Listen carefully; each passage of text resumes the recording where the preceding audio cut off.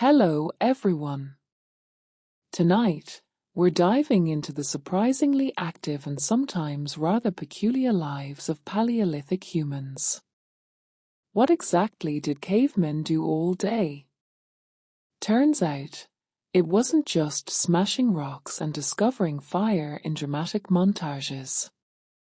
Before you get cozy, please take a moment to like the video and subscribe, but only if you genuinely enjoy what I do here, and tell me in the comments where you're watching from and what time it is for you.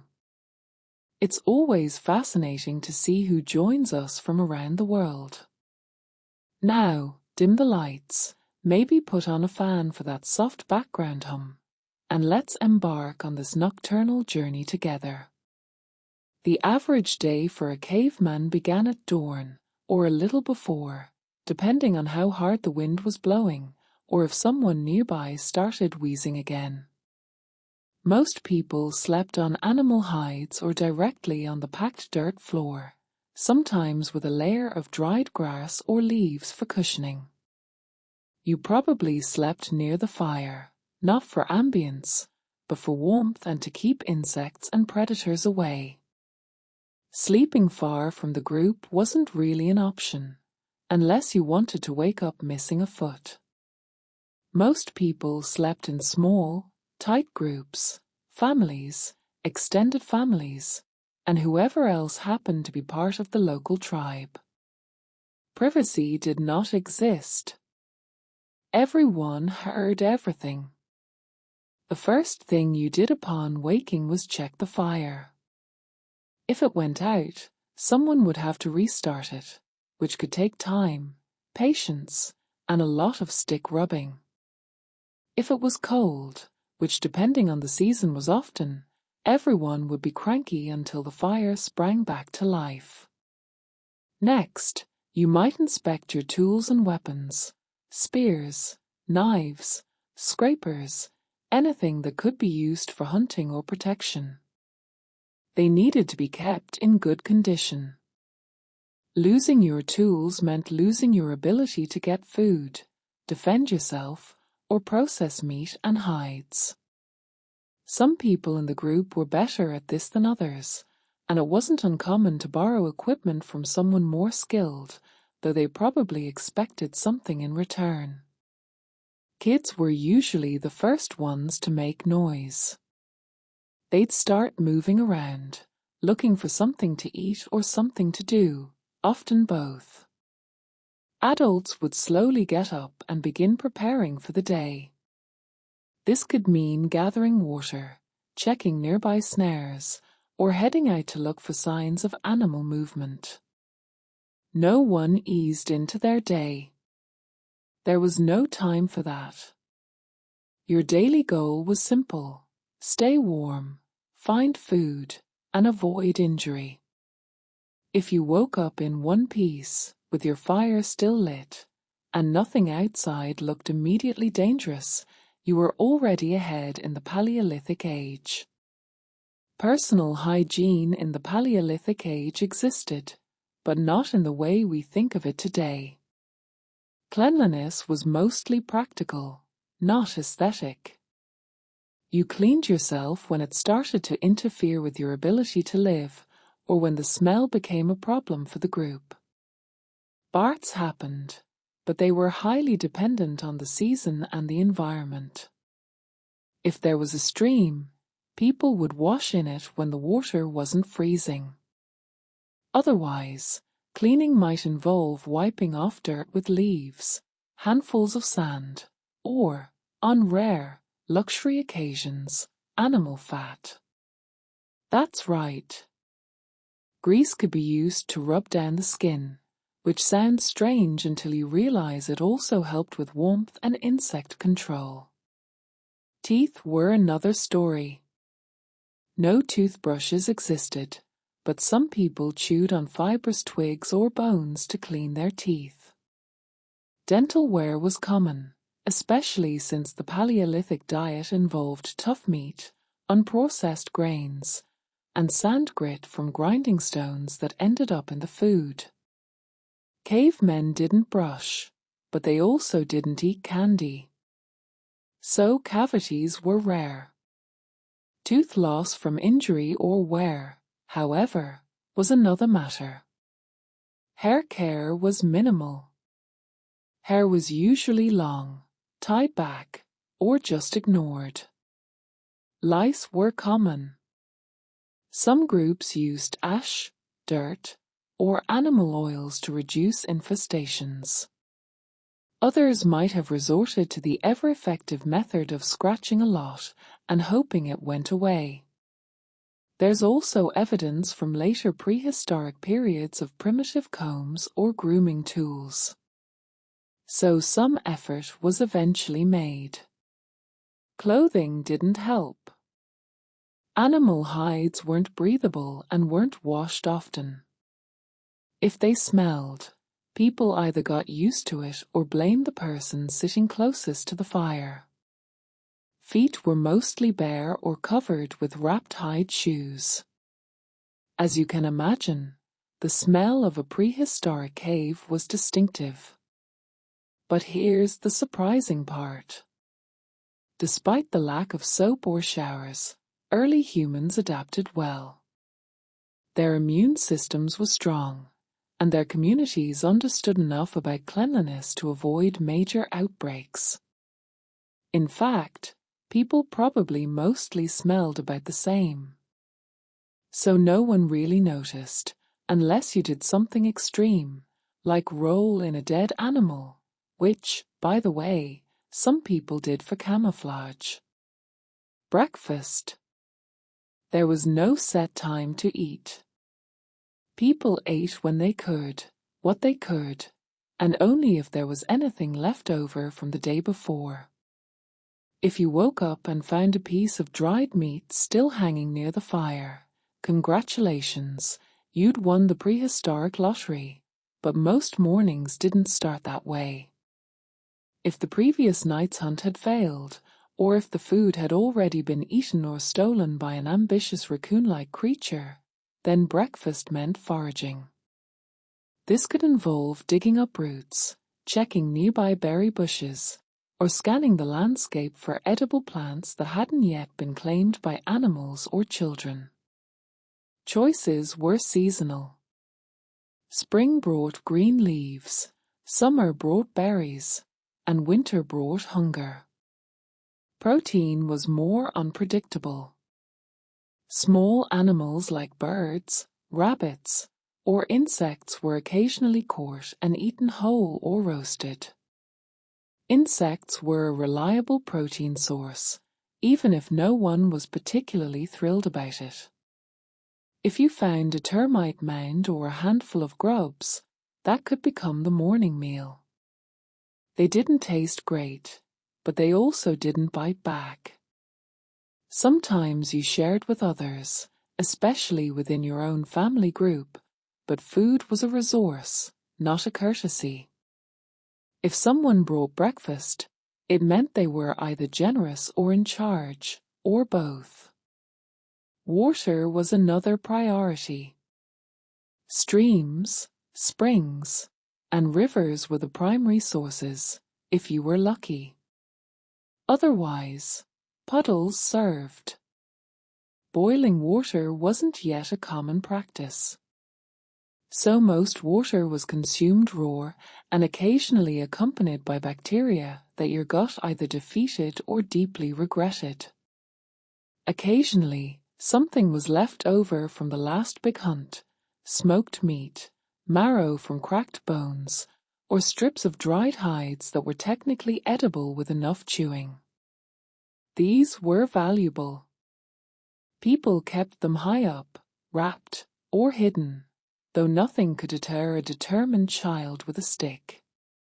So every morning was a new gamble. Maybe you'd find some berries and a half-roasted squirrel. Maybe you'd find nothing. Either way, no one skipped breakfast on purpose. After breakfast, or the realization that breakfast wasn't happening, the next big task of the day was tool maintenance.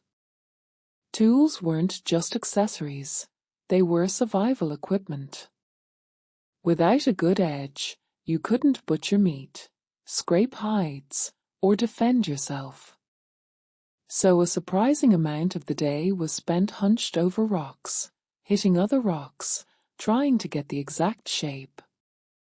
Welcome to Paleolithic toolmaking, part art, part trial and error, and entirely dependent on not smashing your thumb.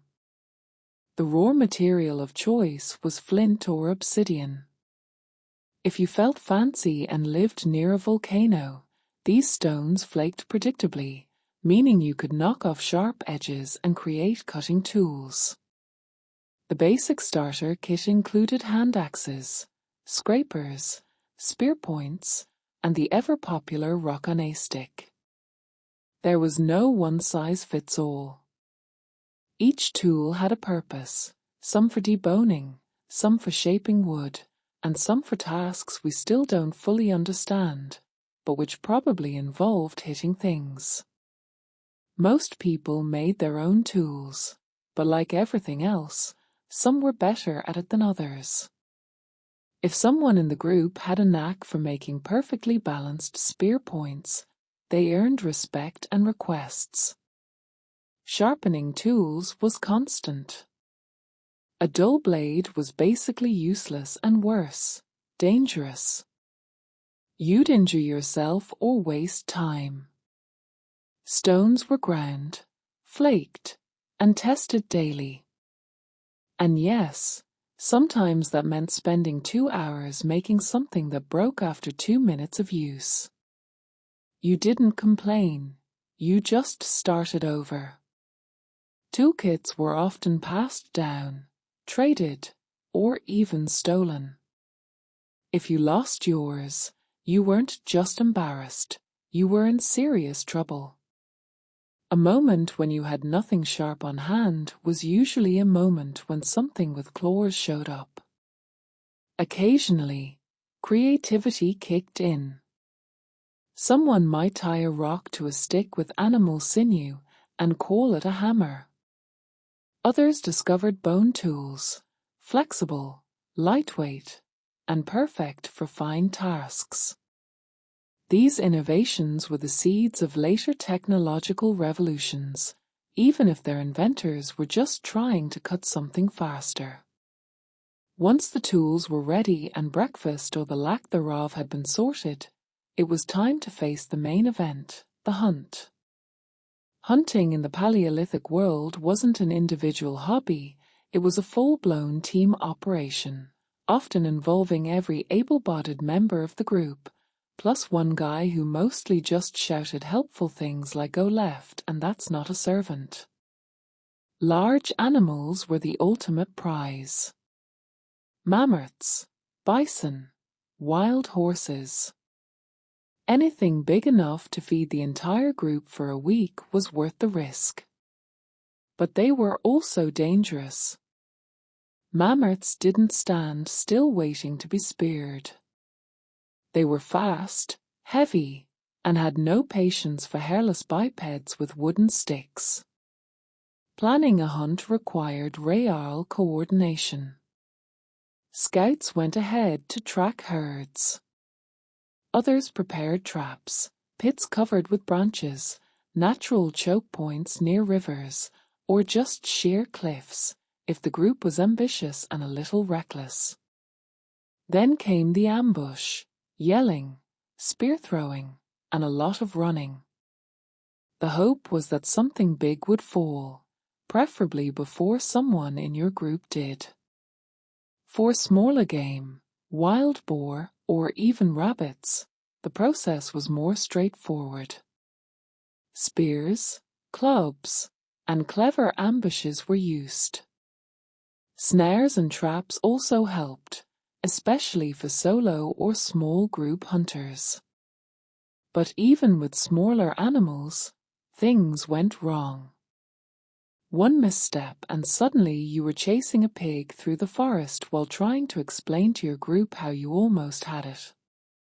Sometimes the hunting party returned victorious, dragging back meat, bones, and bragging rights. Other times they came back with just scratches and excuses. The wind shifted was a popular one, as was blaming whoever sneezed during the ambush. Meat wasn't just food, it was status. The person who made a kill usually got first choice, more respect, and fewer chores that night. But sharing was still common. You needed your group, and burning bridges over meat led to awkward silences around the fire. Hunting wasn't just about survival, it was teamwork, risk, and real-time strategy, all while trying not to get trampled. Not every Paleolithic person chased mammoths. Some people had a much more practical job, finding things that didn't fight back.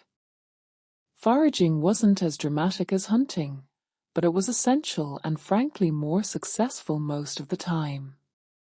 You didn't always catch a servant, but chances were good you'd find a berry bush.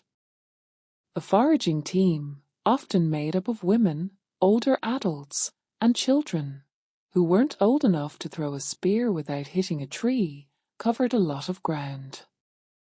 They looked for edible plants, fruits, nuts, roots, seeds, mushrooms, and anything else that didn't taste like regret. Knowing what was safe to eat was a matter of experience, trial, and error. Unfortunately, the occasional funeral. Foragers developed strong mental maps of their terrain. They remembered which valleys had tubers, which trees bore the best nuts, and which plants looked edible but definitely weren't. They passed this knowledge down carefully.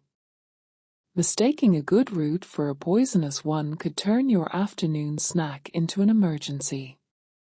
But not everything was safe and slow. Sometimes foragers had to deal with wildlife too. Competing with birds, squirrels, or even bears for berries was a very real thing. And stepping on a wasp nest while looking for honey was a mistake no one willingly made twice. Foraging also meant multitasking. While gathering food, people could also collect firewood, feathers, bark, or herbs for medicine. Children tagged along, learning the ropes and occasionally trying to eat things they shouldn't. You watched them and tried not to lose track of anyone while debating whether that mushroom looked off this time. Foraged food was often more reliable than hunted meat. Plants don't run away, nuts don't stab you. And if you timed it right, a single day's harvest could feed the group for several meals or at least provide snacks between failed hunts. Foragers were the silent heroes of the tribe. They weren't dramatic, they didn't show off. But when the hunting party returned empty-handed, it was the gatherers who saved dinner. If there was one thing that made Paleolithic life minimally manageable, it was fire. Fire cooked your food, kept you warm, scared off predators, and allowed you to see your own feet after sunset. Without it, your chances of survival quickly dwindled, which is why every group had an unspoken rule: don't let the fire go out. Someone, usually whoever drew the short straw of the day, was put in charge of the fire. This meant keeping an eye on the flames, feeding it wood, and occasionally panicking if the wind shifted or the embers looked too weak. It wasn't glamorous, but it was essential. You could go without breakfast, you could limp by on a bad hunt, but if the fire went out, well, that was a group emergency. Starting a fire from scratch wasn't easy. It involved friction-based tools like fire drills or spinning sticks over dry wood. If your hands were cold or your material damp, you could spend the entire day hoping a tiny ember would show mercy. That's why many groups tried to keep a single fire burning at all times, even when moving camp. In some cases, someone would literally carry a glowing coal wrapped in moss or bark to keep the flame alive on the road. That person had one job, and the pressure was very real. Fuel gathering was also part of the deal. Dry wood, kindling, animal dung. Whatever burned without exploding was fair game. Children often helped, though they sometimes brought back things that looked flammable but absolutely weren't, like wet logs or half-buried mushrooms. Fire maintenance also had a social side. The fire was the center of camp life. People sat around it, told stories, shared food, and debated whose turn it was to watch. The campfire was, in a way, the original living room, except that if someone fell asleep on the job, it could freeze everyone to death. No one was praised for keeping the fire going, but if it went out, there were no excuses, just a lot of angry glares and the sentence, "Guess who's making sparks tonight?" Contrary to popular belief, not every prehistoric person lived in a cave. Caves were great if you could find one natural shelter, wind protection, and built-in walls, but they weren't always available. Especially if other groups or wild animals had already claimed them. So, like any determined human, early people built their own homes, more or less. Construction in the Paleolithic age wasn't about aesthetics. There were no blueprints, architects, and certainly no condo regulations. The primary goal was simple: keep the weather out and the people in.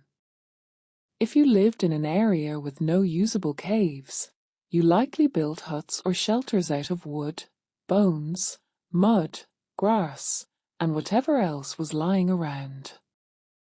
The solid framework of branches or mammoth ribs would be lashed together with animal sinews or vines, then covered with hides, bark, or packed earth.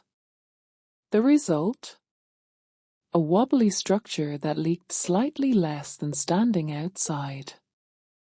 Building was a group effort. One person held the sticks, another did the lashing, and someone stood around pretending they knew what they were doing. If it collapsed midway, no one was surprised. You just picked it up and tried again, this time with an extra stick. The weather was always an issue. Rain turned dirt floors into muddy puddles. Wind could tear off hide coverings as if nature was trying to redecorate. Snow would crush entire shelters if they weren't reinforced. That's why some groups built seasonal structures, light summer huts that could be quickly abandoned and heavier winter shelters for long, miserable stretches of freezing weather. Insulation was a luxury. If you were lucky, animal hides lined the walls and floor. Otherwise, you just huddled together and complained. A fire stayed in the center, ideally with a hole in the roof to let smoke out, though it usually let in as much cold as smoke. Furniture? Not really. A rock to sit on, a flat spot to nap, and maybe a pile of hides for sleeping. Luxury was a warm, draft-free corner and a roof that didn't drip. And yet, even with limited materials, prehistoric people managed to build homes that worked. They weren't pretty, but they kept you alive, relatively dry, and occasionally upright during a windstorm. Parenthood in the Paleolithic age came with no manuals, no podcasts, and definitely no strollers. Once a child was born, you were immediately responsible for keeping a tiny, noisy, and very fragile human alive in a world full of cliffs, predators, and sharp rocks. And you had to do it without losing your spear or your sanity. Childbirth itself was a communal event, painful, messy, and risky. If you survived, congratulations. Now comes the next challenge. Keeping your kid warm, fed, and prevented from sticking their fingers in the fire out of curiosity, which they frequently did. There were no diapers. Babies were swaddled in hides or plant fibers, and mess was just part of the job. You learned quickly to always put them on top of rocks for easier cleaning. Mothers typically breastfed for years, as there was no infant formula. And chewing up meat for a tiny child was not considered efficient. Discipline was practical. If a child wandered too close to a cliff, you didn't put them in timeout. You grabbed them by the leg and barked something like "Don't fall." The stakes were high, and safety rules had to be taught quickly. Touching fire, chasing wolves, or trying to eat unknown berries were considered learning moments, ideally before something exploded, burned, or caused hallucinations. But Paleolithic parenthood wasn't all peril. Children played constantly with sticks, rocks, feathers, insects, anything that seemed remotely interesting. Play was how they learned. A child who liked throwing rocks might one day be the best hunter in the tribe. A child who sat quietly and watched the elders might become a shaman or a healer. No one asked, "What do you want to be when you grow up?" You just became something, depending on your survival skills and general luck. Older children helped with chores, gathering kindling, fetching water, chasing birds off drying meat. By age 10, they were considered semi-functional members of society, still annoying, but now useful. There was no formal schooling, but children learned through observation, repetition, and testing it in the mud. They had no toys, they had nature. And nature came with no safety labels. After a long day of hunting, gathering, scraping, wildlife avoidance, and unsedated parenting, early humans finally got to enjoy what we might call downtime. Of course, Paleolithic social life wasn't exactly wine tastings and brunches, but it was something. The heart of social activity was the fire. Once the sun set and visibility plummeted. I hope you don't trip over a sleeping dog. The group gathered in a circle around the flames. Not for a party, but because it was the only source of warmth and light that didn't bite. Still, it served as the tribe's meeting point. Everyone came here to eat, talk, and relax. Evening conversations weren't about the weather, they were storytelling sessions. People shared the day's events, exaggerated hunts, and recounted tales of ancestral spirits or that one time someone fell in the river chasing a fish. Storytelling wasn't just entertainment, it was how knowledge was passed down. What to eat, what to avoid, where the good hunting spots were. All wrapped up in stories complete with dramatic grunts and gesticulations. Music and dance also made an appearance. Though not exactly coordinated, someone would tap two stones rhythmically. Another person might hum or chant, and suddenly 3 children would start spinning in circles because no one told them not to. Instruments included hollow bones, stretched hide drums, and literally anything that made a vaguely satisfying sound. Bragging was also a big part of social life. If someone had a successful hunt, they'd mention it repeatedly. If they made a sharp tool, they'd casually display it, pretending not to care.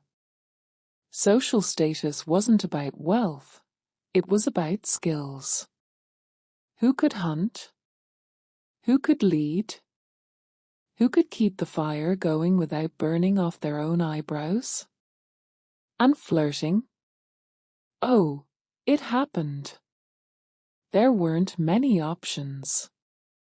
So romantic gestures were often subtle, sharing food, sitting closer to someone, or not laughing when I mistook a pile of dung for a rare root. Relationships formed slowly and usually with the unspoken understanding that you didn't throw a rock at me today was a good sign. Courtship was subtle, practical, and usually involved more grunts than poetry. Still, early humans managed to figure out how to form partnerships somehow, despite the complete lack of scented candles or deodorant. The first step in dating was proximity. You lived in a small band of maybe 20 to 40 people, which meant your dating pool was basically whoever wasn't already claimed by someone else or wasn't related to you. It wasn't ideal, but there was no prehistoric version of Tinder, unless you counted the same roasted squirrel piece. Flirting was silent and, by today's standards, kind of awkward. Sharing food was a big deal. If someone gave you the choicest piece of meat or a handful of berries they didn't technically have to part with, that was interest. Helping someone scrape a hide or carry water was also a good sign. Early romance was built on effort, not eloquence. Appearance mattered, but only to a point. You weren't judged by your outfit. Everyone wore some variation of hide and dirt. What counted was your ability to survive. A good hunter or a skilled forager had a better shot at attracting a mate than someone who sat by the fire day all carving questionable-looking statues. Pair bonds were often long-term, but not always permanent. People stayed together for cooperation, child-rearing, food sharing, surviving harsh winters. If it wasn't working, a quiet separation occurred.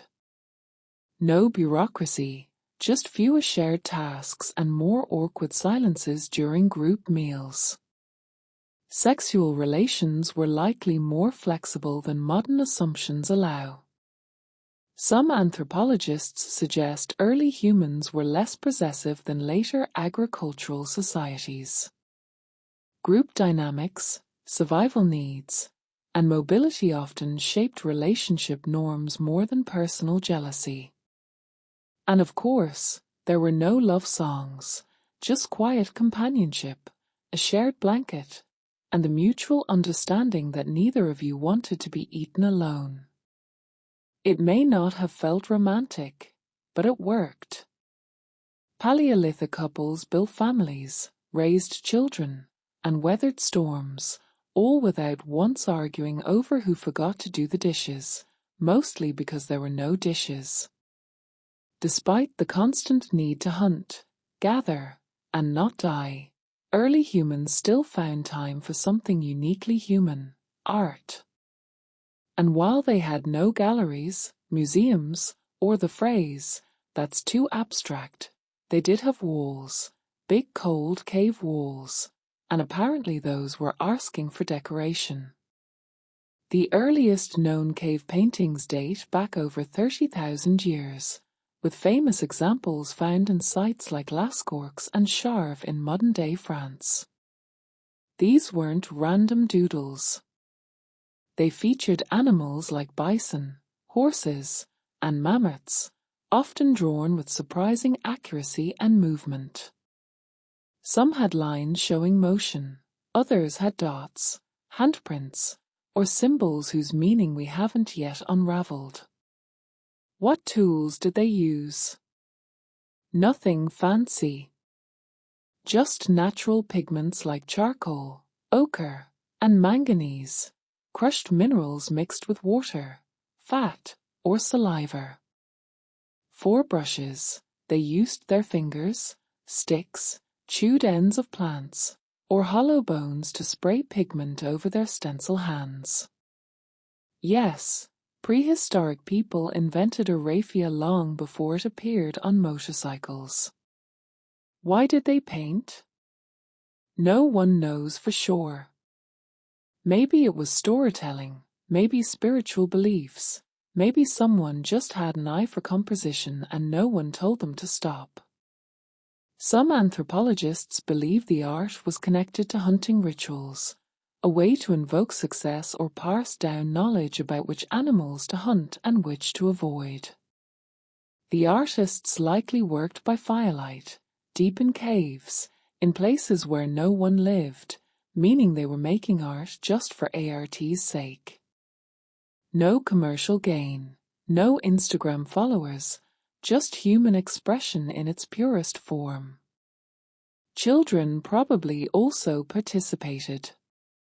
Some caves include tiny handprints, suggesting even the little ones were taught to make their mark, literally.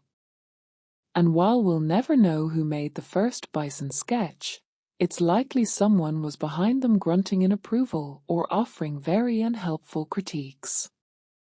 What's remarkable is that this art has lasted long after huts rotted away and campfires crumbled. Those painted animals still gallop across cave walls.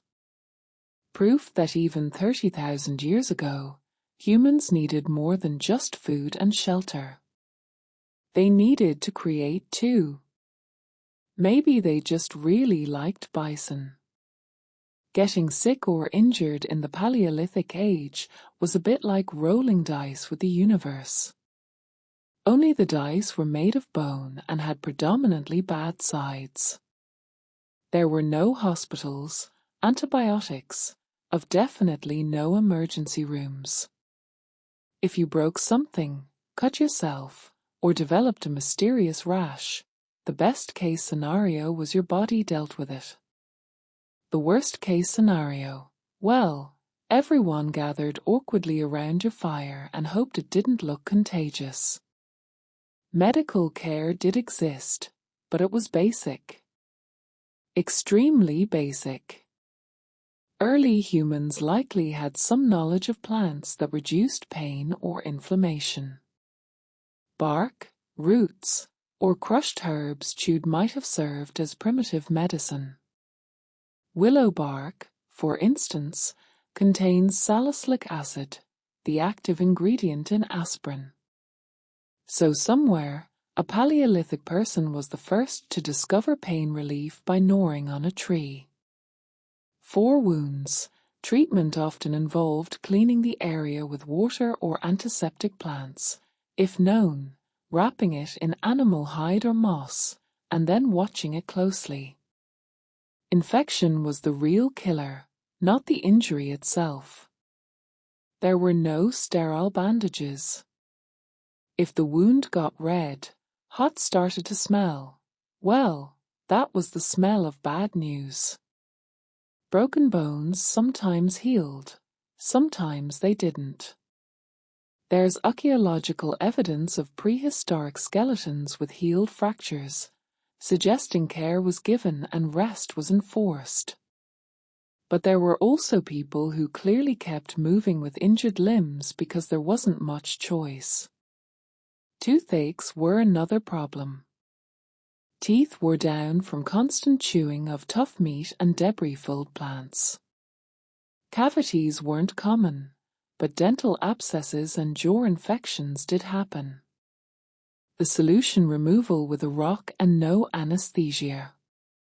Shamans or healers may have served as early doctors, part herbalist, part spiritual guide, part person willing to touch weird things. They used rituals, chants, and substances we might now consider mildly hallucinogenic. Was it science? No. Did it work sometimes? Yes. The truth is, medical care back then was a combination of trial and error survival instincts.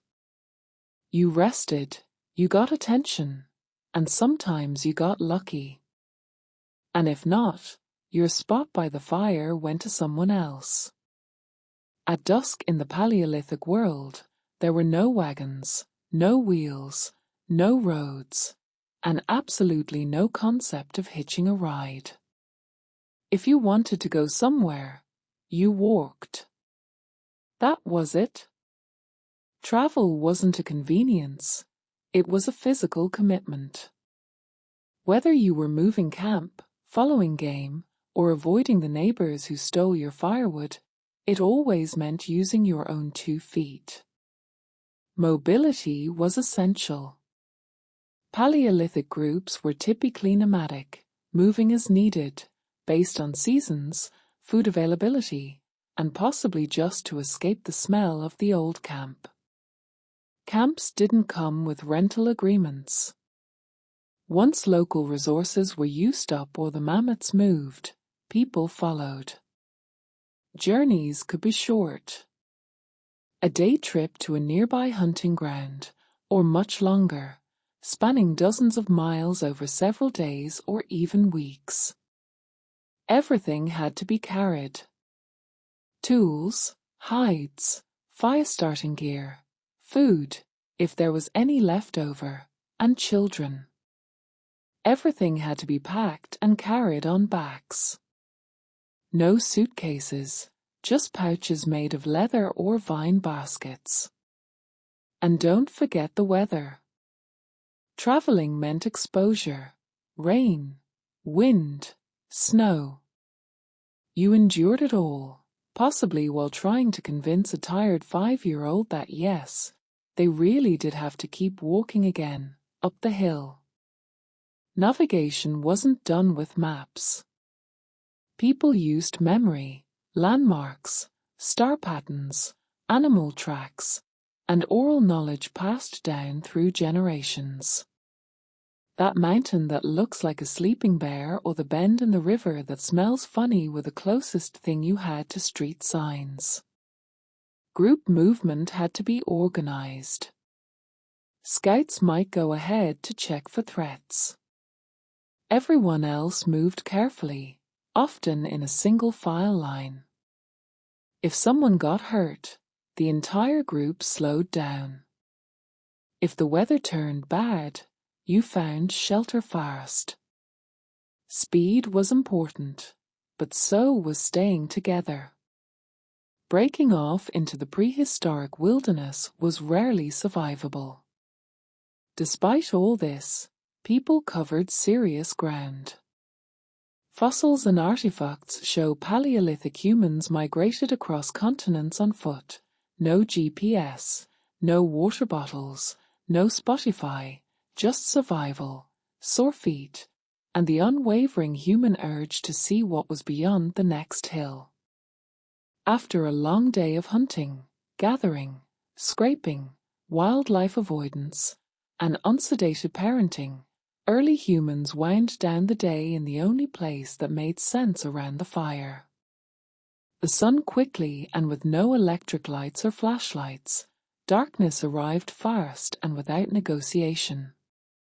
It was then that the group settled into the final act of the night, which was equal parts relaxation and survival maintenance.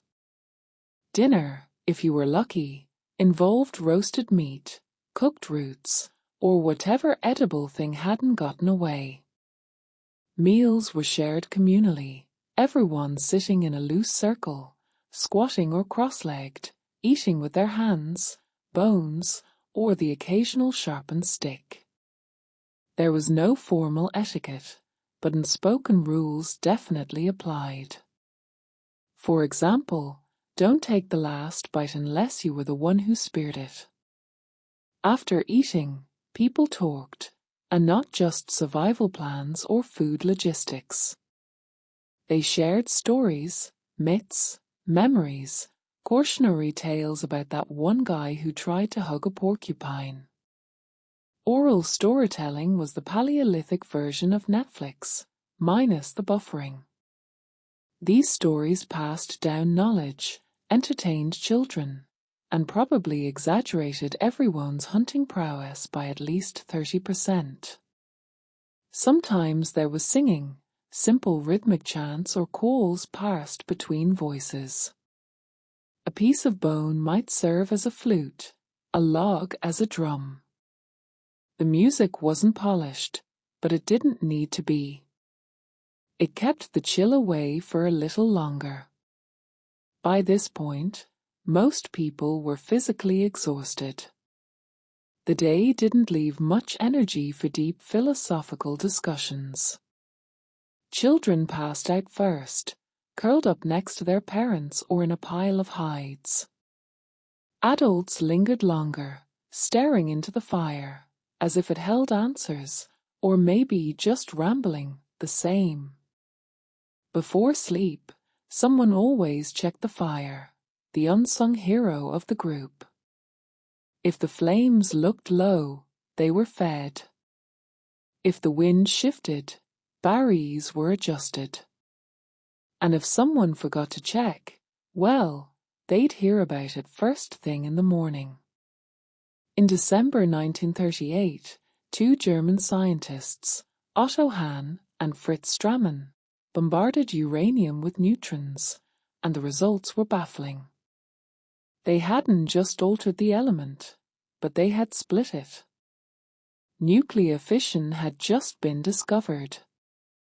News of the experiment rippled through the global physics community like lightning. While the implications were still theoretical, one thing became instantly clear. If fiction could be controlled and harnessed, it could unleash an unimaginable explosion of power. And this terrified the scientific world, especially in the United States, because Nazi Germany, home to some of the brightest physicists on Earth, had just taken the first step toward a doomsday weapon. Physicist Leo Szilard, a Hungarian Jew who had fled Europe, immediately grasped the stakes. If Hitler's scientists built an atomic bomb first, the world might not just lose a war, but might lose its future. Alongside his fellow refugee, Albert Einstein, Szilard drafted a letter to President Franklin D. Roosevelt, warning that the Germans might be working on just that. Einstein signed. The letter was delivered in October 1939, less than 2 months after the start of World War II. Roosevelt didn't act immediately, but he didn't ignore it either. He formed an advisory committee on uranium. Funding came slowly at first. The United States simply wasn't ready to take nuclear physics seriously as a weapon of war. That would soon change. In 1941, the British confirmed the bomb's feasibility. Japan attacked Pearl Harbor. The United States entered the war, and what began as a vague concern suddenly became a high-stakes, time-sensitive race. Enter General Leslie Groves, a no-nonsense military man who had just built the Pentagon. He was appointed head of the newly created Manhattan Engineering District in 1942. His purpose, simple on paper, build an atomic bomb before the Nazis did. In practice, it was the most secret, expensive, and scientifically complex project ever attempted. Groves brought in a young, flamboyant theoretical physicist to lead the science, J. Robert Oppenheimer, brilliant, controversial, idealistic, a man who could calculate particle probabilities and quote Sanskrit poetry in the same breath. Together, they launched what would come to be known as the Manhattan Project, a $2 billion gamble that would forever change the nature of war and the fate of the world. The Manhattan Project wasn't just a lab experiment, it was an empire. To accomplish the impossible, the United States government created an entire, hidden civilization, stretching across the country, shrouded in secrecy. No one outside the project knew its true purpose. Most people inside didn't either. At the heart of this secret world were three main sites. First, Los Alamos, New Mexico, a dusty messer chosen for its remoteness. This would be the brain of the project, where theoretical physics met practical engineering. Here, Oppenheimer assembled a dream team of scientists: Niels Bohr, Richard Feynman, Enrico Fermi, and dozens of others. Many were European immigrants fleeing fascism. Some had no idea what they were actually building. Second, Oak Ridge, Tennessee, where entire factories, as long as several football fields, were built from scratch. Their mission to enrich uranium, one of two elements needed for an atomic bomb. The problem was that uranium-235 was incredibly rare, less than 1% of natural uranium. So, engineers tried everything: gaseous diffusion, electromagnetic separation, even collutrons.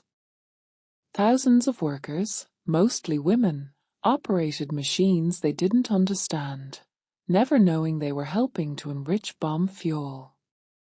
Third, Hanford, Washington, where plutonium was produced. This was the second path to the bomb. Plutonium didn't occur naturally in usable quantities, but in enormous nuclear reactors built in the middle of nowhere, uranium could be bombarded to produce it. Then, it had to be extracted, refined, and shipped to Los Alamos for weaponization. The reactors ran 24 hours a day, creating a new element and new nightmares: radiation leaks, contamination, and the birth of the nuclear age's environmental costs. It all started here. Over 130,000 people worked on the Manhattan Project, more than the population of some U.S. states at the time. They built secret cities complete with housing, schools, shops, and security fences. Mail was censored. Phone calls were monitored. Workers were only given the information they needed to know. Even Vice President Harry Truman had no idea what the project was until he became president. This wasn't just a scientific project. It was industrial, military, bureaucratic, and deeply human. People fell in love, gave birth, had accidents, got bored, and died, all in service of an invention they couldn't name. The project had become a hidden America, and it was getting closer day by day to building history's deadliest weapon. J. Robert Oppenheimer wasn't your typical military contractor. He wasn't even a typical scientist: brilliant, erratic, aristocratic, and deeply philosophical. Oppenheimer spoke 6 languages, quoted the Bhagavad Gita, and smoked constantly. He had a sharp tongue, fragile health, and an uncanny ability to solve theoretical puzzles that stumped everyone else. To many, he seemed more poet than physicist, but under pressure, he was the glue that held Los Alamos together. Appointed scientific director of the Manhattan Project by General Groves, Oppenheimer quickly proved he was more than just an academic. He had an intuitive grasp of people and politics. He could inspire loyalty and manage egos, which was no small feat, considering he was working with some of the brightest minds on Earth, each with Nobel Prize-worthy intellect and a reputation to match. But he also had a dark side.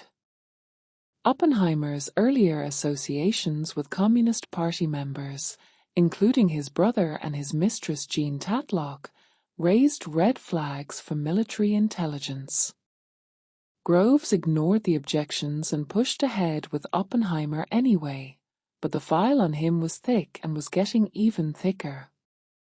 Oppenheimer's ability to visualize how theoretical physics could become physical machinery made him indispensable at Los Alamos. He led with a blend of charisma and obsession, often sleeping only a few hours a night. He dashed between blackboards and meetings, scribbling formulas, debating designs, and chain-smoking until dawn. He was at the center of everything. Atomic configurations, bomb casing designs, neutron reflectors, even the seating arrangements at briefing meetings. He was also painfully aware of the consequences. Oppenheimer believed that beating the Nazis to the bomb was morally necessary. But as the war in Europe neared its end and Germany's nuclear program crumbled, he grew uneasy. The bomb was no longer just a defensive weapon, it was becoming a political one. This paradox haunted him. He had summoned the greatest minds of the age to unleash destruction never before imagined. Every success brought them closer not to victory, but to a line that once crossed could never be uncrossed. In private, Oppenheimer remained conflicted. In public, he remained focused. As the team finalized the bomb designs, a chilling truth became clearer. They wouldn't just be changing the war, they would be changing humanity's relationship to power itself. By late 1944, theory had given way to designs. Designs became parts. Parts became prototypes. The Manhattan Project was no longer an experiment, it was an assembly line for Armageddon. But building a nuclear bomb wasn't like building a tank or a plane. This was uncharted territory, and nothing came easy. Engineers, mechanics, and physicists at Los Alamos were now focused on two types of bombs, each with its own terrifying complexity. The first was the uranium bomb, codenamed Little Boy. It relied on the principle of a gun-type mechanism.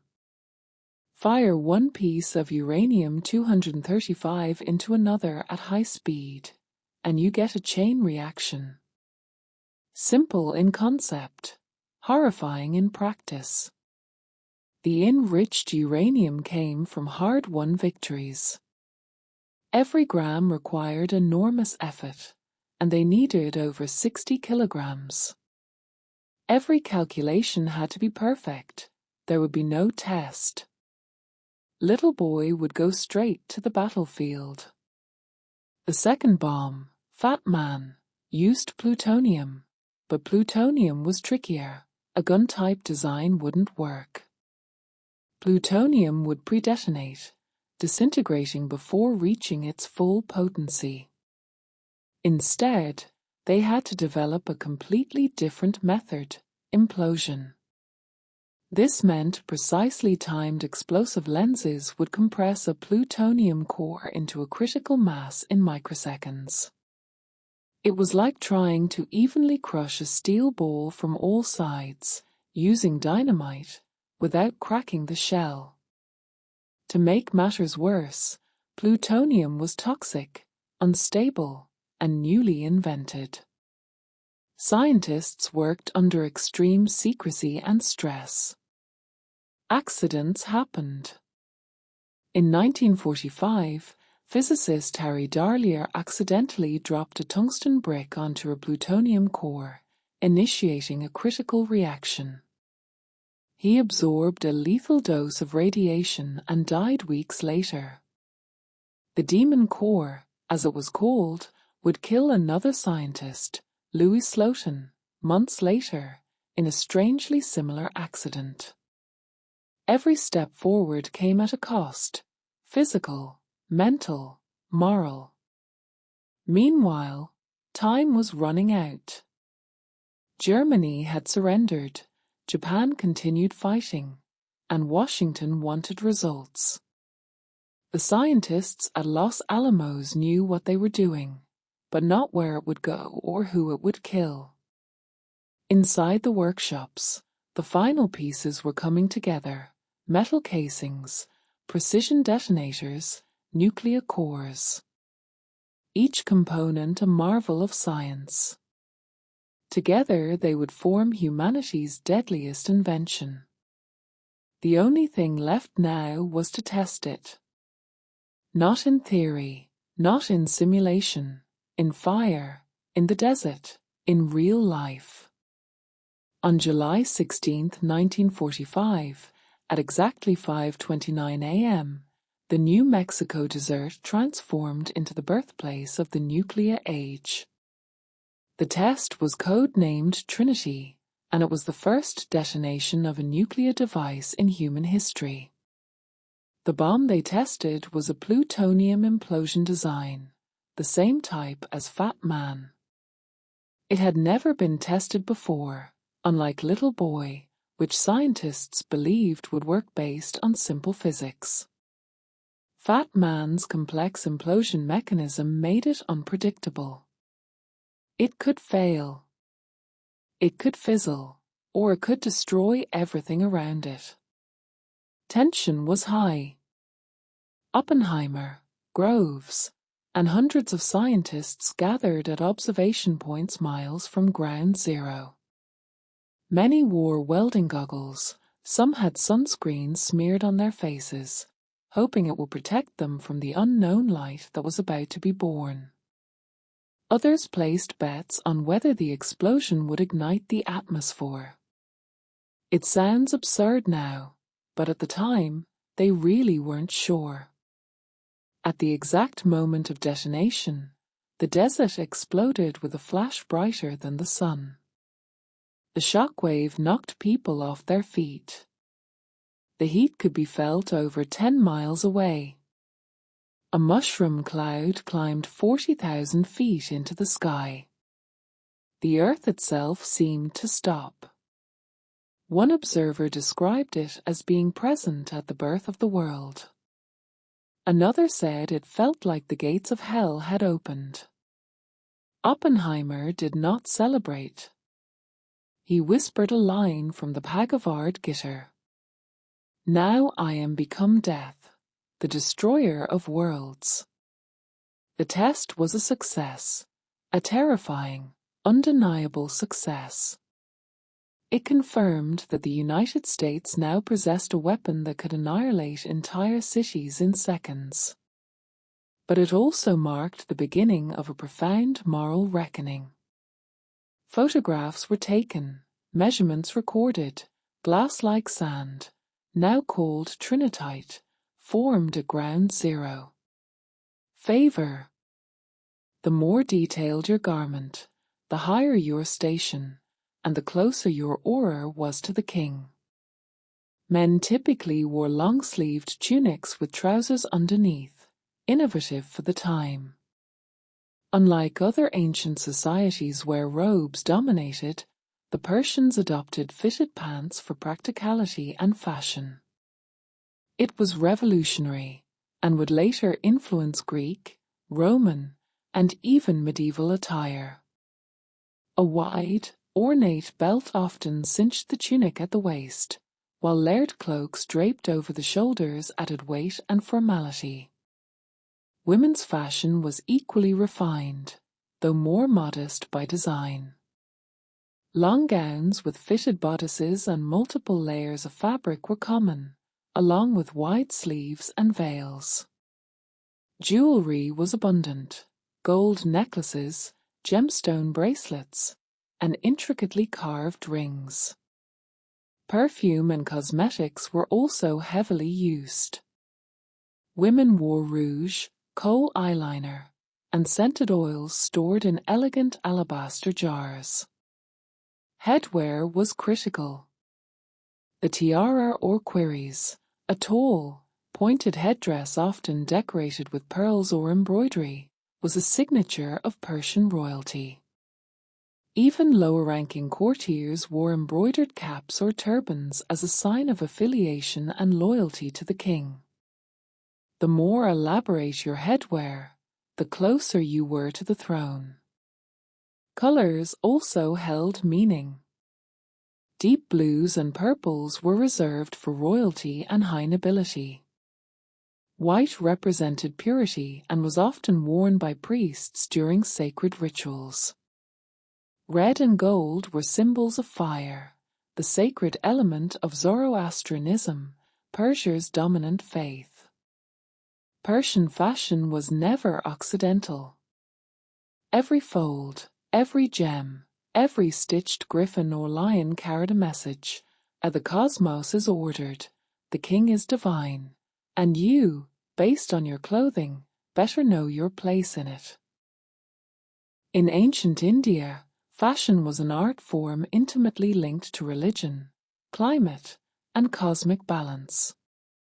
From the Vedic period to the Maurya and Gupta empires, Indian attire reflected a deep philosophical worldview, where texture, color, and drape were not just aesthetic, but sacred.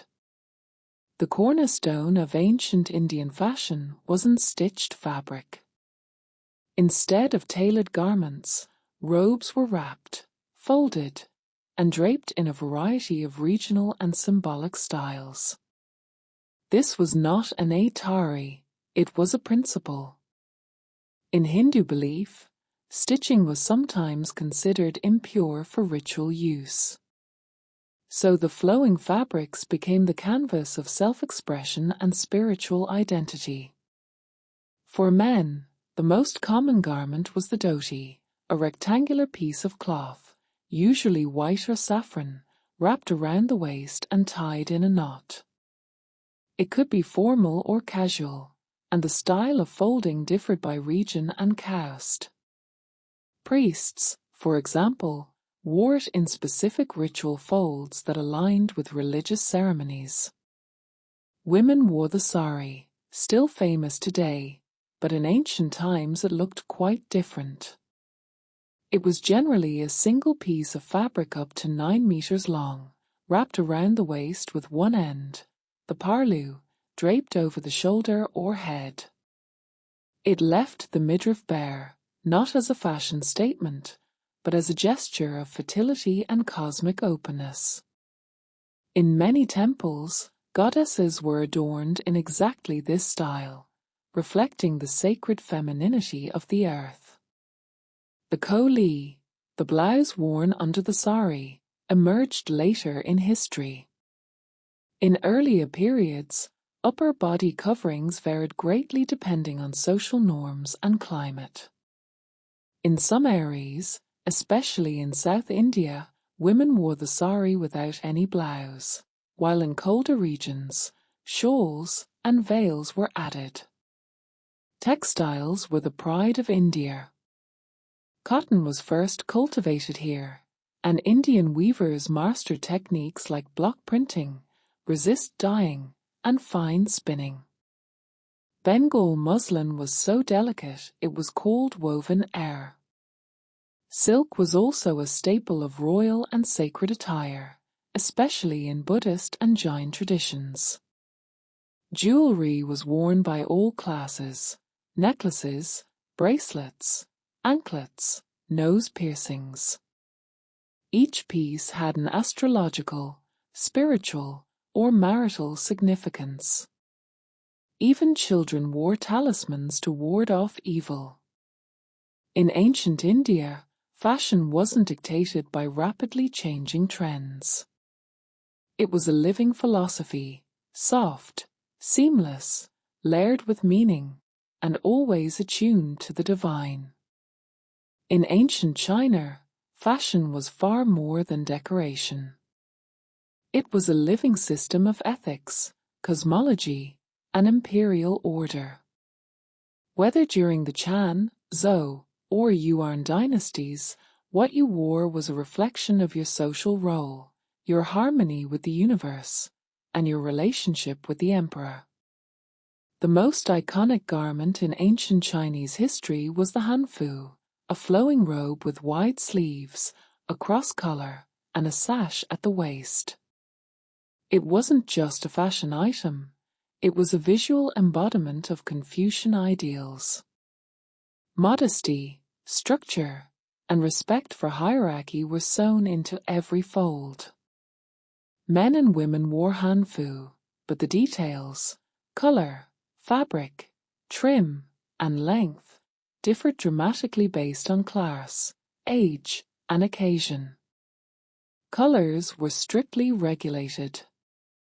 Under the Zhou dynasty, color codes were established to align with the five elements philosophy: yellow for earth, center, red for fire, south, blue, green for wood, east, white for metal, west, and black for water, north. Yellow was especially sacred, reserved only for the emperor. To wear it as a commoner was a direct insult to the throne. Layering was key. Noble scholars wore multiple robes one over another, not just for warmth or beauty, but as a symbol of refinement. The more layers, the higher your position. Peasants, by contrast, wore simple tunics made of hemp or coarse wool, belted at the waist with trousers or leggings. Silk was strictly the domain of the upper class until its production expanded centuries later. Women's attire varied, but generally mirrored the hanfu silhouette with additional sashes, flowing skirts, and elaborate hairpins. Hair was always meticulously styled, long and pinned up, often with jade combs, gold ornaments, or floral motifs.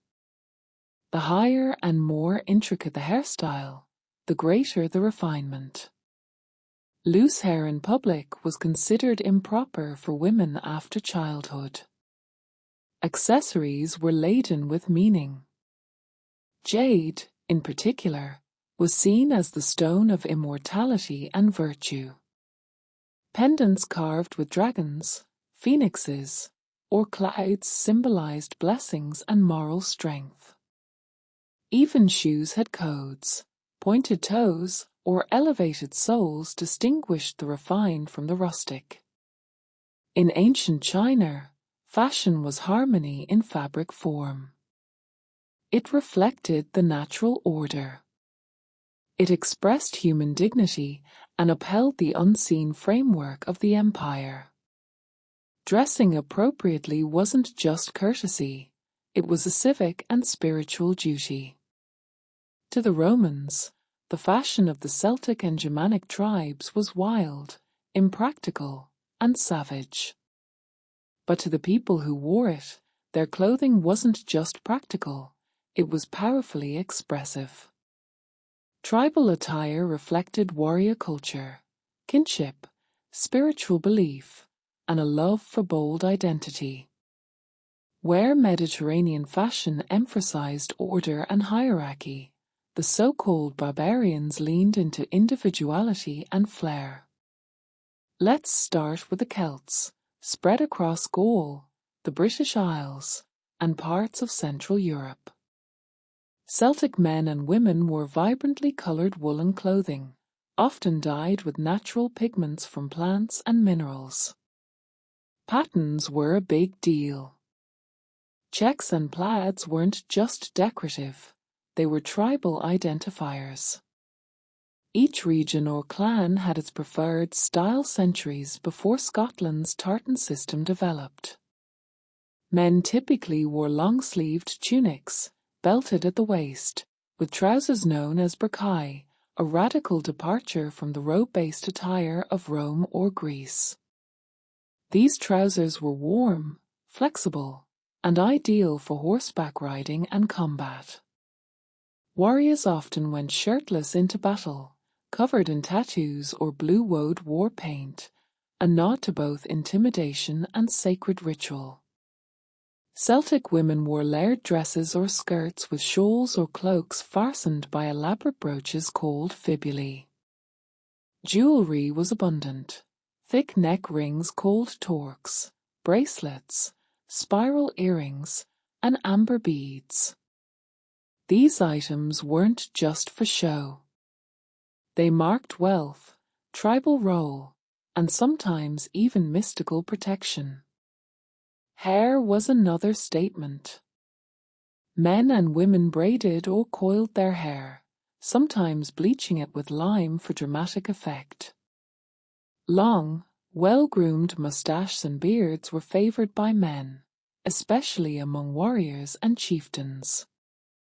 Meanwhile, Germanic tribes, from the Goths to the Saxons, had similar dress strategies.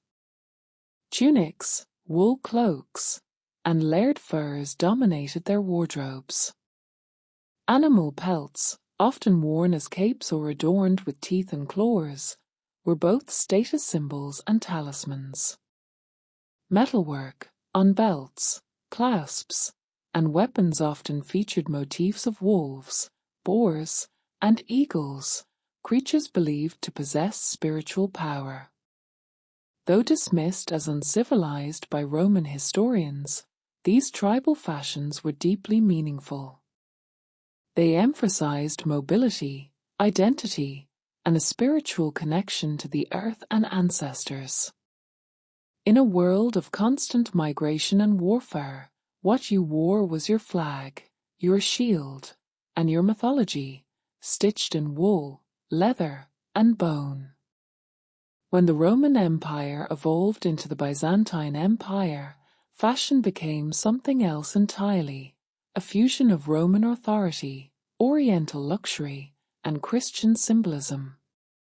In Byzantium, attire wasn't just about status or wealth, it was a sacred language. Every thread, every jewel, every embroidered icon was part of a divine and political performance. The Byzantine court was obsessed with ceremonial robes. The emperor, seen as God's representative on earth, wore garments so intricate and heavily adorned they bordered on the theatrical. His robes, known as loros, were long, jeweled bands wrapped elaborately around the body. Gold thread was common, pearls, sapphires, and garnets were stitched directly into the fabric. To see the emperor was to behold a living icon. Color was strictly regulated. Purple, dyed from the rare murex snail, was an exclusive right of the imperial family. Anyone else caught wearing it could face severe punishment. Even small details of purple on robes or shoes signaled a connection to the throne. Senators, clerics, and generals had their own color codes and uniforms for ceremonies. Byzantine fashion was layered and modest. Men and women wore tunics called dalmatikers with wide sleeves and embroidered bands known as clarvier, which ran vertically down the front. Over these they wore cloaks like the chlamydes, fastened with ornate brooches, often shaped as crosses or doves. These layers were not just practical, they reflected religious values of humility and decorum. Women's fashion in Byzantium was opulent and devout. Elite women wore long-sleeved robes with fitted bodices, richly patterned silk fabrics, and elaborate head adornments. Veils and crowns signaled both piety and power. Jewelry was abundant. Heavy earrings, multi-strand necklaces, and gilded belts adorned with religious icons and saints. Even their shoes were embroidered. Christianity influenced everything. Crosses, angels, and sacred inscriptions appeared on belts, brooches, and garment borders. Churches were filled with mosaics, depicting saints and royalty in dazzling robes, fashion made real and immortalized in art. Even outside the palace, fashion mimicked hierarchy. Merchants, scholars, monks, and servants all had clearly defined dress styles. You didn't just dress for the weather, you dressed for your role in God's order.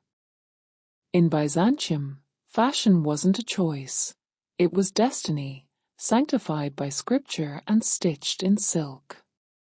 Your robe wasn't just a garment, it was your gospel. Before the invention of eyeglasses, poor vision was a life sentence, often with serious consequences. If you were nearsighted, reading or doing delicate crafts became nearly impossible.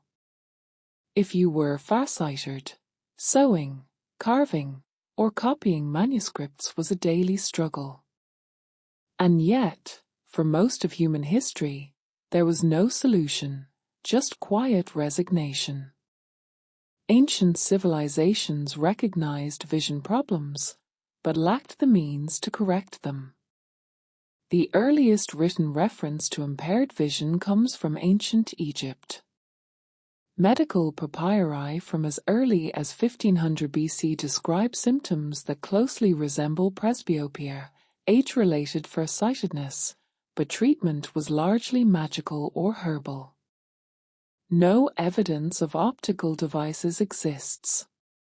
The Greeks and Romans also understood that vision could dim with age. Seneca the Younger, in the 1st century AD, reportedly used a glass globe filled with water to magnify text. It worked as a crude magnifying glass, but it wasn't wearable. The first true magnifying lenses came from the Islamic Golden Age. Scholars in Baghdad and Cairo were experimenting with optics as early as the 10th century. The mathematician, Al-Hazen, also known as Ibn al-Haytham, wrote the Book of Optics in the 10th century, laying the foundations for the science of vision. He described how light enters the eye and how lenses could bend it. But again, no record of wearable lenses exists. Instead, ancient and medieval readers used what were known as reading stones, polished hemispheres of glass or crystal placed directly over text to magnify it. These tools date back to around the 10th century or China, Europe, and the Middle East. They were helpful, but cumbersome. You had to press them against the page, and they only helped with one line at a time. The true revolution came in the late 13th century in northern Italy, most likely in the artisanal centers of Pisa or Venice. It was here that craftsmen began producing the first wearable eyeglasses, transforming magnifying glasses from stationary tools into something portable and transformative. These early eyeglasses weren't elegant, but they were revolutionary. For the first time in human history, failing eyesight didn't mean the end of a scholar's or artisan's career. The earliest eyeglasses were convex lenses designed to help with presbyopia, age-related farsightedness, which makes reading difficult up close. They weren't mass-produced. Each pair was handcrafted by skilled glassmakers and mounted into simple frames of wood, bone, leather, or metal. There were no arms. These lenses were balanced on the nose or pinched, sometimes held by hand. The earliest written reference comes from 1306, when a Dominican friar named Giordano da Pisa famously told his congregation that it is not yet 20 years since there was found the art of making eyeglasses so that one could read and do delicate work. This places the invention sometime around the 1280s. Venetian glassmakers, already masters of fine crystal, played a pivotal role. Their work in Murano, an island dedicated to glassmaking, led to clearer and more uniform lenses. It wasn't long before eyeglasses became a quiet, yet vital tool for older monks, scribes, and scholars. These early eyeglasses were not custom-fitted. There were no eye exams. Buyers simply tested lenses to see which one helped the most. The concept of myopia was not yet fully understood. So lenses for distance vision wouldn't appear for a few more centuries. Still, the cultural impact was enormous. In a society that valued literacy, learning, and religious scholarship, eyeglasses gave older individuals a second life. Monks could continue copying texts, doctors could read anatomical diagrams, artists could continue painting intricate details. Growing old no longer meant fading into uselessness. The invention spread rapidly across Europe, primarily among the clergy and educated elite. Eyeglasses were expensive and illiteracy was still widespread. So, their use was limited. But word of their utility traveled quickly. By the early 15th century, eyeglasses had already reached Germany, France, and England. A simple tool, 2 lenses in a frame, had changed the course of human productivity. For the first time, vision loss wasn't a final chapter, it was a problem with a solution.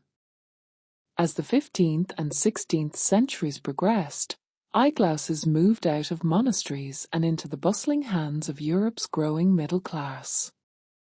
The invention of eyeglasses coincided with the rise of literacy, commerce, and urban life.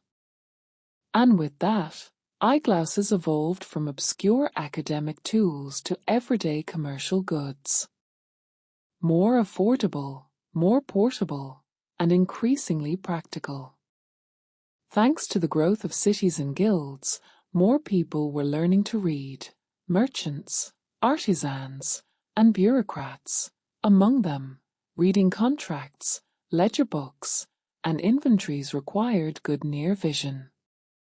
Presbyopia, still the most common vision problem addressed by eyeglasses, no longer sidelined older professionals. In a world driven by writing and arithmetic, eyeglasses became a silent partner in economic expansion. By the 15th century, eyeglasses were being sold by peddlers, apothecaries, and even street vendors. They were rudimentary models, simple convex lenses set in wire or horn frames, held in place by pinching the nose or tying cords around the head. They weren't comfortable, but they worked. For many, it was the first time in decades that the world came into sharp focus. In 1450, Johannes Gutenberg's printing press changed everything. Suddenly, books could be produced by the hundreds and, later, by the thousands.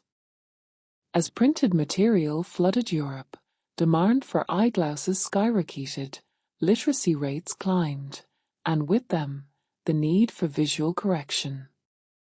Eyeglasses became more than an academic aid, they became tools for the new information age. Eyeglass manufacturing began to specialize.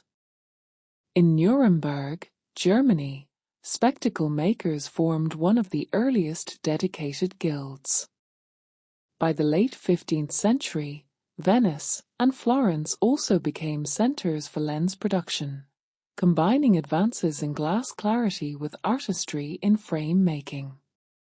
These early opticians didn't perform eye exams, but they did develop a range of lenses with varying powers. Buyers would simply try on lenses at market stalls to find one that fit their needs. The role of eyeglasses in social perception also began to shift. At first, eyeglasses were a symbol of learning and age. Renaissance paintings often depicted saints, scholars, or apostles wearing spectacles, an emblem of wisdom and spiritual focus. But as the middle class embraced them, eyeglasses also became a sign of literacy, professionalism, and commercial acumen. Eyeglasses were no longer elite curiosities. They were becoming something more radical, useful, widespread, and essential. The 17th century brought a seismic shift in how people understood vision. It was no longer just about practicality, It was about physics. This was the age of Galileo, Kepler, and Newton, men who not only observed the stars, but also unraveled the science behind how light and lenses work. Their discoveries forever changed astronomy and optics, propelling eyeglasses from folklore to scientific instrument. Johannes Kepler's 1604 work, *Ad Vitellinum Parallelopometer *, laid the groundwork for modern optics. He was the first to explain how convex and concave lenses corrected vision, differentiating for the first time between myopia, nearsightedness, and hyperopia, farsightedness. Eyeglass lenses could now be understood in terms of precise light refraction, not just trial and error. Meanwhile, Galileo used modified lenses to build the first practical telescope. Others applied similar methods to microscopes. These developments transformed humble reading lenses into tools for exploring the universe and the unseen. The same glass that helped someone read a book now helped humans read the stars and cells. This new understanding of optics influenced eyeglass makers. With increasing knowledge of focal lengths and lens curvature, opticians began to craft more precise corrective lenses. The profession began to professionalize. Spectacle makers in London, Paris, and Amsterdam began referring to themselves as opticians, a term rooted in science, not just trade. Eyeglass frames also saw subtle improvements. While many were still clumsy and pinched the nose, some began to include leather nose pads, riveted hinges, or short temples. Early attempts to secure eyeglasses more reliably in China had already used spectacles with silk cords tied behind the ears, and Europeans slowly adopted similar innovations. Another big leap: concave lenses for nearsightedness became more common. Previously, most eyeglasses only aided farsighted individuals, but as understanding of vision disorders grew, so did the range of corrective options. For the first time, a young myopic person could wear eyeglasses to see clearly at a distance, expanding eyeglass use beyond the elderly and scholars. By the late 17th century, eyeglasses had entered a new era. They weren't just functional, they were evidence of Enlightenment thinking, grounded in physics, driven by curiosity, and shaped by growing literacy. Eyeglasses stood at the intersection of utility and discovery. From here on, improving vision would be a matter of science, not just chance. In the 18th century, eyeglasses not only became more accessible, but they began to become fashionable. No longer confined to scholarly desks or artisan toolkits, eyeglasses found their way into drawing rooms, courts, and coffee houses. The Enlightenment, with its emphasis on reason and refinement, birthed a world where intellect was modish, and the tools that symbolized it were too. Frame design began to dramatically improve. Gone were the clumsy nose-pinching mechanisms of the Middle Ages. In their place came temple spectacles, eyeglasses with arms that extended over the ears, similar to what we wear today. Invented around the 1720s, these arms made eyeglasses far more stable and comfortable, especially for everyday wear. They were sometimes hinged, sometimes made of flexible wire, and often wrapped in silk or ribbon for an extra dash of style. Materials diversified. Frames were crafted from tortoise shell, horn, silver, and even gold. The elite could commission custom eyeglasses, complete with engravings or jeweled adornments. While function remained important, form was rapidly catching up. Public figures helped normalize eyeglasses. Benjamin Franklin, perhaps the most famous bespectacled man of the era, not only wore them, but revolutionized them. In the 1780s, he invented bifocals, by cutting two different lenses in half and combining them in a single frame so he wouldn't have to switch between reading and distance glasses.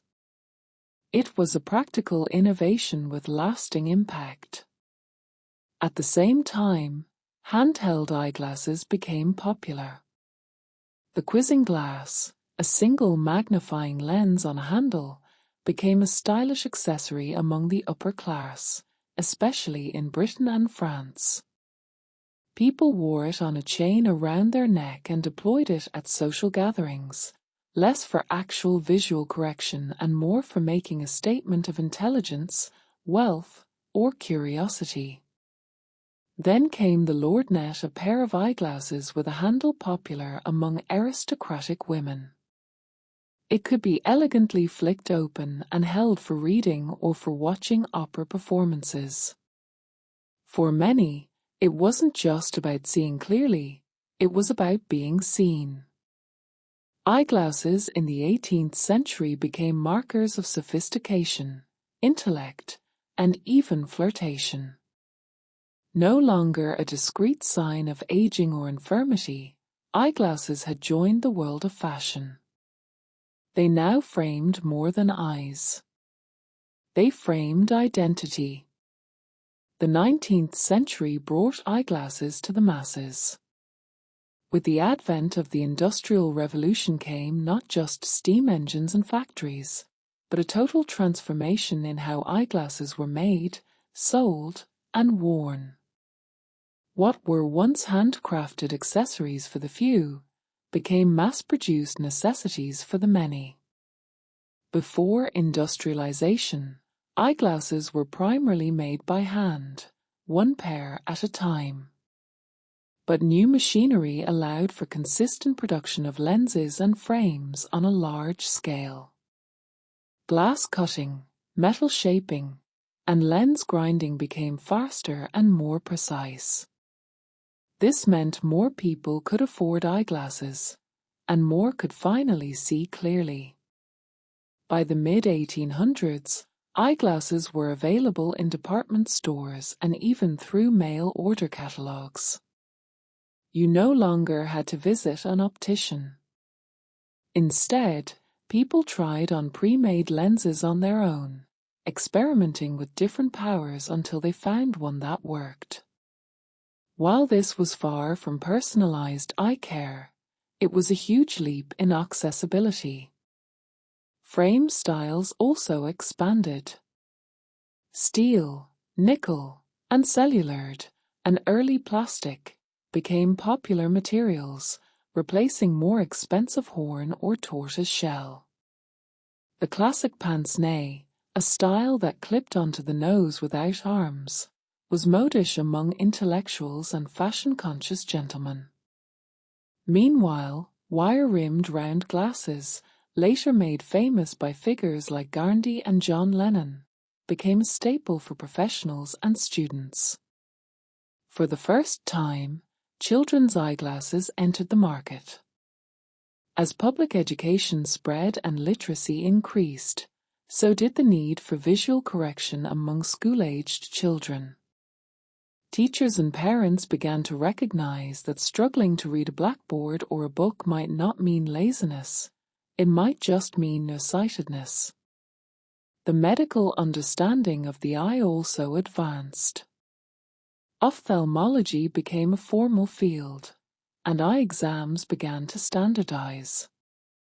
In 1862, German ophthalmologist Hermann Snellen created the Snellen chart, the familiar wall chart with lines of diminishing letters, revolutionizing how vision was measured. Meanwhile, eyeglasses became more acceptable in public. In previous centuries, many hid their need for glasses out of shame.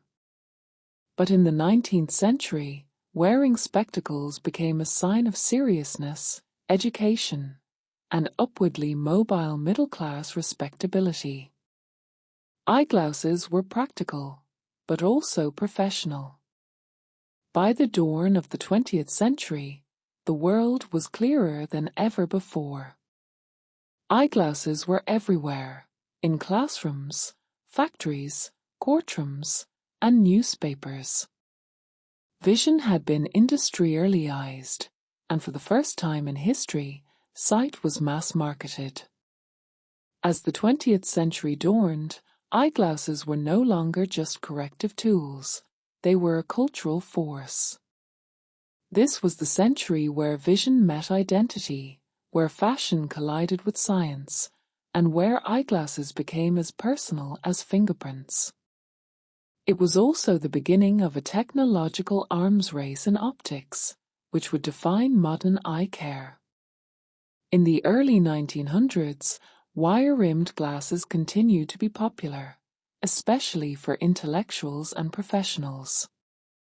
But mass production continued to evolve, and with it new styles, shapes, and materials.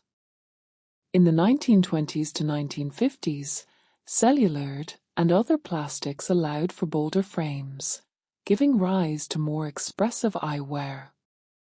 Thick black rims became associated with confidence and authority. Glasses were no longer something to hide, they were something to show off. Hollywood played a pivotal role. Actors like Harold Lloyd, who wore horn-rimmed round glasses, made spectacles part of their signature look. Later, stars like Marilyn Monroe, James Dean, and Audrey Hepburn wore eyeglasses both on and off screen. Eyeglasses that emphasized their personality, not their impairments. During World War II, innovation accelerated. Military demand for improved optics led to advances in lens durability, anti-reflective coatings, and lightweight frame design. The military also issued standardized glasses, nicknamed G-glasses, or, less affectionately, birth control glasses for soldiers. These weren't flattering, but they were durable and affordable. In 1958, a major leap occurred. The invention of plastic lenses. Lighter and safer than glass, they completely changed the comfort game. Combined with the development of photochromatic lenses that darken in sunlight, eyeglasses became more versatile for everyday wear. Then came contact lenses. Though invented earlier, it wasn't until the 1950s and 60s that soft contact lenses became commercially viable. Suddenly, people had a choice. You could wear glasses, or you didn't have to. Meanwhile, fashion exploded. The 1960s saw cat-eye frames and colors inspired by the mod movement. The 70s brought oversized aviators.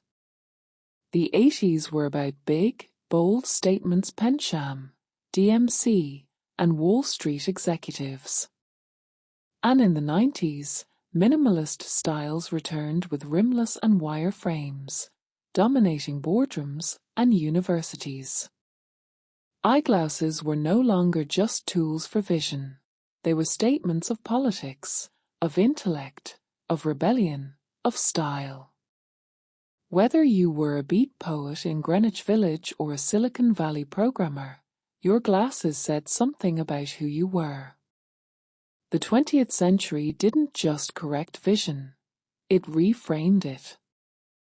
The 21st century has brought eyeglasses into a completely new frontier, a digital world. As screens became our constant companions on our desks, in our pockets, even on our wrists, our eyes began to pay the price, and so eyeglasses had to evolve once more. From medical marvel, to fashion item, to high-tech necessity, eyeglasses have become smarter, lighter, and more personalized than ever before. One of the most significant developments has been the rise of digital lens fabrication. Unlike previous eras where lenses were shaped from predefined prescriptions, modern eyeglasses are now precisely molded with computer guidance. This allows for custom lenses tailored to your exact eye measurements, head tilt, reading distance, and more.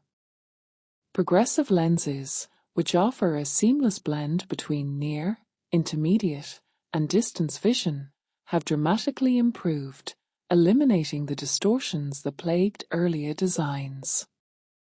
Another innovation: blue light blocking technology.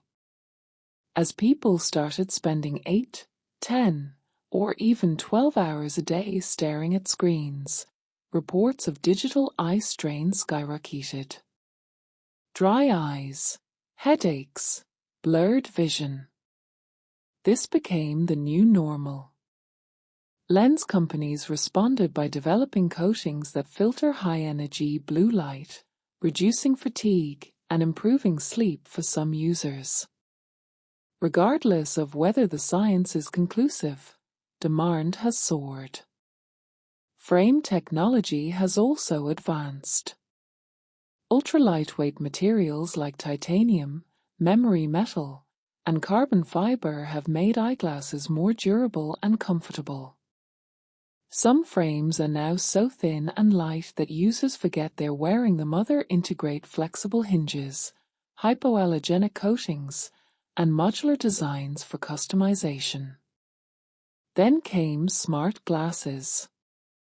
While early attempts, like Google Glass, had a rough start, met with both awe and backlash, the concept of augmented reality eyeglasses hasn't gone away. Modern versions now include audio features, camera integration, fitness tracking, and even head-up displays. Companies continue to refine the balance between function and style, hoping to make smart glasses an everyday accessory. Eyewear retail has also changed.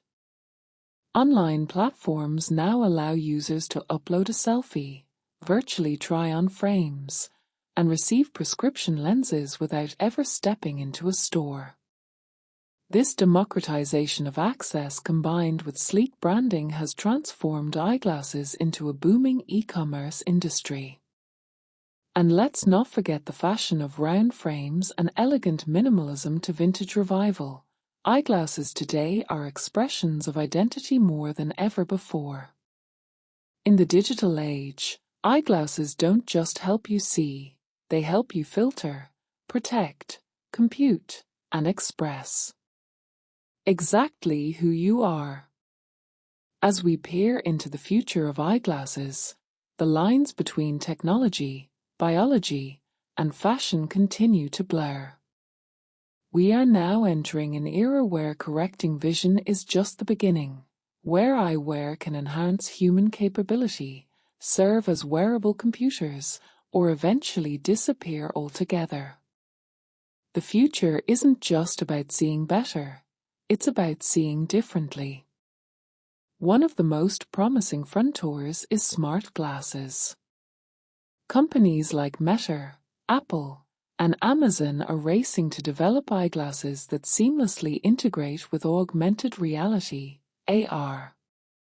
The idea is to overlay digital information, navigation, notifications, translations, even 3D objects onto your field of view, all without pulling out a phone. These devices aim to do what smartphones did for communication: make it instant, invisible, and immersive. At the same time, prescription lenses are getting even more advanced. Some companies are experimenting with adaptive lenses that adjust focal length automatically. No more bifocals, no more swapping glasses. With liquid crystal or electrochromic technology, these lenses can respond to your gaze, lighting conditions, or real-time visual needs. Medical technology is also making bold strides. Gene therapies and stem cell treatments for certain types of blindness are showing promise in early trials. Bionic eyes, once a science fiction fantasy, are already in development, with retinal implants and brain-computer interfaces aiming to restore partial vision for the blind. If these technologies mature, eyeglasses may transition from corrective tools to bridging devices, eventually replaced by internal or neural solutions. But the humble eyeglass frame isn't going away anytime soon. In fact, fashion continues to keep eyewear relevant, even as it becomes more technological. Designers are blending tradition with futurism. 3D printed frames, recycled materials, modular designs, and customizable colors are keeping glasses personal and wearable. Meanwhile, virtual reality headsets, once bulky and awkward, are shrinking in size, leveraging optical science to create immersive experiences in a sleek eyeglass form. These, in a way, are the spiritual successors of the lens. What started as a monk's reading aid in 13th century Italy has now become a gateway to digital worlds, a medical marvel, and a cultural icon. The story of eyeglasses isn't just about helping us see the world more clearly, it's about how the world has come to see us, and how that vision continues to evolve, one lens at a time.